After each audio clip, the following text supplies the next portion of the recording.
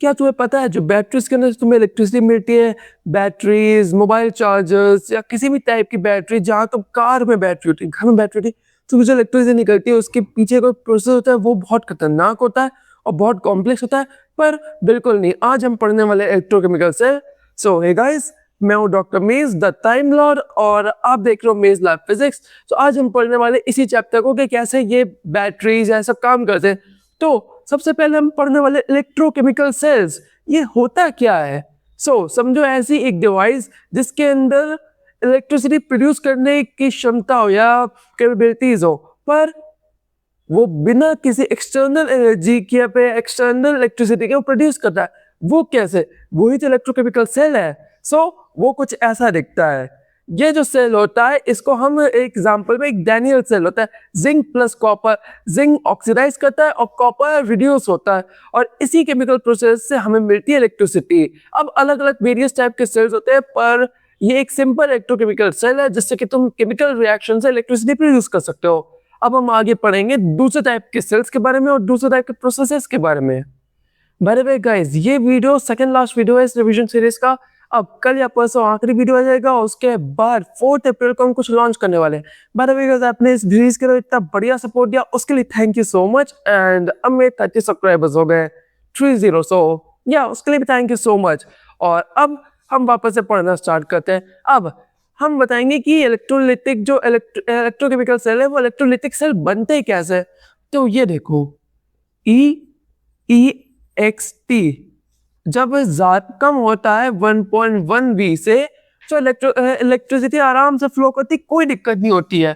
पर जब सेम चीज EXT इक्वल हो जाती है 1.1 V की, तो ये सेल काम करना रुक जाता है, एकदम स्टॉप। अब ना आगे बढ़ेगा ना पीछे। पर जैसे ये EXT बड़ा हो जाता है 1.1 V से, तो ये बन जाता है इलेक्ट्रोलिटिक सेल। ये इलेक्ट्रोलिटिक सेल होता क्या है? जैसे देखो, इलेक्ट्रोकेमिकल सेल में क्या होता है कि वो केमिकल एनर्जी से इलेक्ट्रिकल एनर्जी बनाता है। मतलब इसको आउटसाइड से कोई इलेक्ट्रिकल एनर्जी नहीं चाहिए, एक्सटर्नल सोर्स ऑफ इलेक्ट्रिसिटी नहीं चाहिए। इलेक्ट्रोलिटिक सेल क्या है? इसको एक्सटर्नल सोर्स ऑफ इलेक्ट्रिसिटी चाहिए। स्पॉन्टेनियस रिएक्शन होता है इलेक्ट्रोकेमिकल सेल में जिसके अंदर delta G is smaller than 0, तो ये स्पॉन्टेनियस रिएक्शन होता है। पर इसी का उल्टा होता है non spontaneous reaction electrolytic cell के अंदर, जिसके अंदर डेल्टा G यहाँ पे बड़ा हो जाता है और 0 छोटा हो जाता है क्योंकि डेल्टा G बड़ा होता है। ये होता है इलेक्ट्रोलिटिक सेल। अब देखो, केमिकल से हम इलेक्ट्रिकल बनाते तो इलेक्ट्रोकेमिकल सेल था, पर वही चीज को हम अगर ऑपोजिट कर दे कि इलेक्ट्रिकल एनर्जी से हम केमिकल बना रहे हैं, क्या होगा? वो बन जाएगा इलेक्ट्रोलिटिक सेल। और बस यही सिंपल सी बात है। अब हम आगे बढ़ते हैं। अब होते हैं सेल के 2 हाफ। जैसे कि अगर मैंने ये एक सेल लिया तो इसके 2 हाफ है, एक तरफ ऑक्सीडेशन होगा और एक तरफ रिडक्शन होगा। अब ऐसा समझ लो, एक छोटा फॉर्मूला है जिसको हम लिख सकते हैं LOAN, left oxidation, anode negative. That's it, simple सी बात है। पर एक सेकेंड, तुम बोलोगे कि लेफ्ट साइड ऑक्सीडेशन हो रहा है, तो ये हो कैसे रहा है? मतलब एक डिजाइन, तो वो आता है सॉल्ट ब्रिज। ये आयंस को इधर से उधर जाने को हेल्प करते हैं जिससे कि न्यूट्रलिटी बनी रहे और सेल या फिर उसके अंदर का सिस्टम कोलैप्स ना करे। That's it. और अब पढ़ेंगे हम इलेक्ट्रिक पोटेंशियल और बाकी चीजों के बारे में। अब हर इलेक्ट्रॉन की एक अपनी पावर होती है, एक अपनी कैपेबिलिटीज होती है इलेक्ट्रॉन्स को फेंकने की या फिर अट्रैक्ट करने की। अब सेल पोटेंशियल क्या होता है? सेल पोटेंशियल होता है ये E cell equals to E cathode minus E anode. मतलब राइट साइड जो सेल है, मतलब जो कैथोड साइड है, वो माइनस होगा लेफ्ट साइड से, मतलब एनोड वाली साइड से।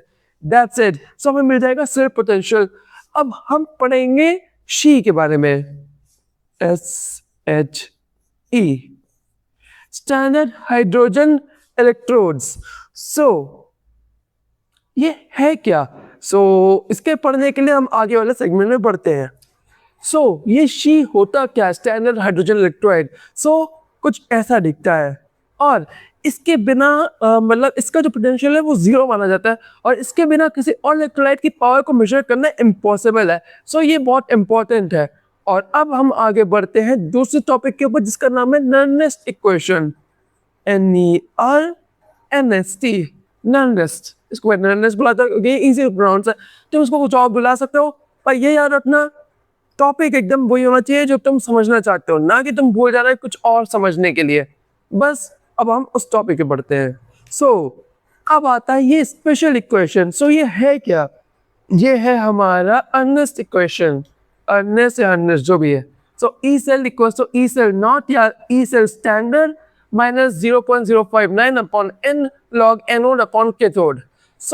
अब इस इक्वेशन को तुमने देख लिया, पर इसमें कुछ स्पेशल रिलेशन क्या है? सबसे पहले आता है कि ई सेल जो होता है वो हो जाता है 0 जब इक्विलिब्रियम पे होता है, और इसलिए हम निकालते हैं केसी। अब गिब्स एनर्जी फॉर्मूला जो होता है वो हो जाता है ये डेल्टा जी नॉट या फिर delta G standard equals to minus n F E naught cell. अगर यहाँ नेगेटिव, जितना नेगेटिव जी होगा तो मतलब रिएक्शन मतलब सबसे बेस्ट है और सबसे बढ़िया है, अगर ये पॉजिटिव में होगा तो इसका ऑपोजिट। या इट इज इक्वेशन थी। अब इसके अंदर मैं ज़्यादा डेप्थ में जाऊंगा क्योंकि रिविजन सीरीज है और डेप्थ में पढ़ने के लिए मुझे पूरे लेक्चर्स बनाने पड़ेंगे। अब आगे बढ़ते हैं दूसरे टॉपिक पे। अब दो टाइप की कंडक्टिविटी होती है, एक होती है मेटालिक और एक होती है इलेक्ट्रोलिटिक। मेटालिक वाली इलेक्ट्रॉन की वजह से और इलेक्ट्रोलिटिक आयंस की वजह से। ठीक है, अब मोलर कंडक्टिविटी क्या होती है? मोलर कंडक्टिविटी जिसको हम ऐसे भी लिखते हैं,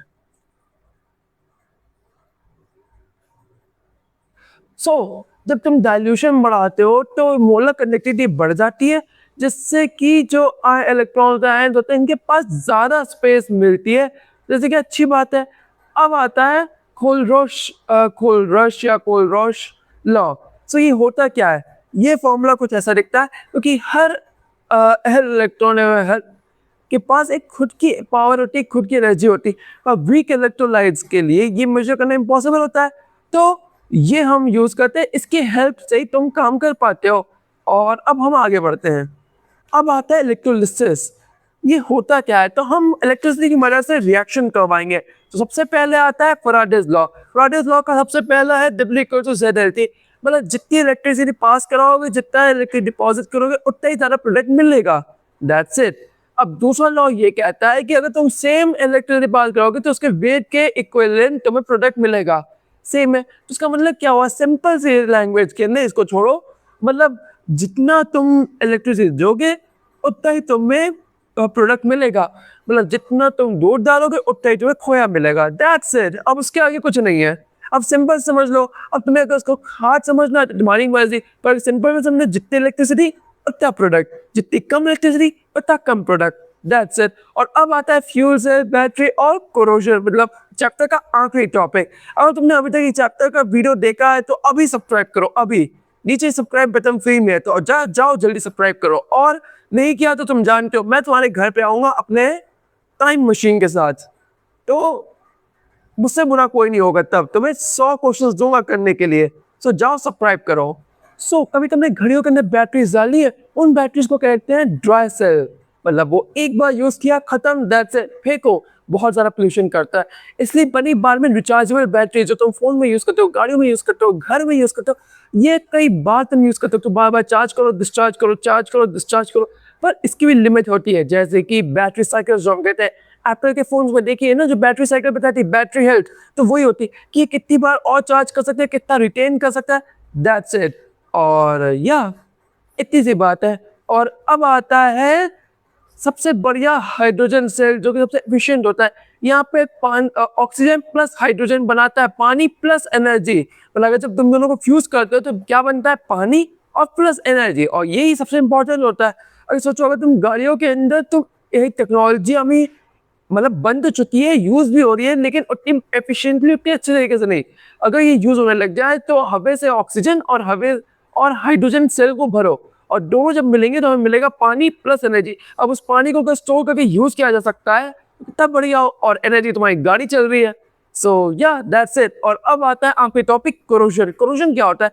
कभी देखा आयरन सरफेस के ऊपर जो एक मिनी सी लेयर बन जाती है, ब्राउन सी, तो इलेक्ट्रोकेमिकल सेल बन जाते हैं, और उसके बाद वो आयरन ऑक्साइड होके खत्म हो जाता है, और जिससे कि और वो जो आयरन होता है वो किसी काम का नहीं होता है। रस्ट होने के बाद गाड़ियों में रस्ट लग जाती है, तुम्हारे एसी में रस्ट लग जाती है, तुम्हारे फोन के अंदर रस्ट लग सकती है अगर पानी चला जाए। हाँ, एक तरीके से हो भी बुरा है। या दैट्स ऑल। इस टॉपिक में बस इतना ही ज़्यादा। इस चैप्टर खत्म हो गया, इस टॉपिक खत्म हो गया, अब कल या परसों आखिरी वीडियो आ जाएगा और उसके बाद आएगी क्लास 11 के लिए इंपॉर्टेंट वीडियो कि तुम अगर क्लास 11 स्टार्ट करो तो तुम्हें क्या पता होना चाहिए क्या नहीं। So yeah, that's all for today. See you around in our next video. Till then, take care and goodbye. So channel को सब्सक्राइब कर लेना और याद से देख लेना 4 अप्रैल को मेरी वीडियो, क्योंकि मैं लाने वाला हूँ कुछ स्पेशल लोगों को। So see you around in the next video. Till then, take care and goodbye.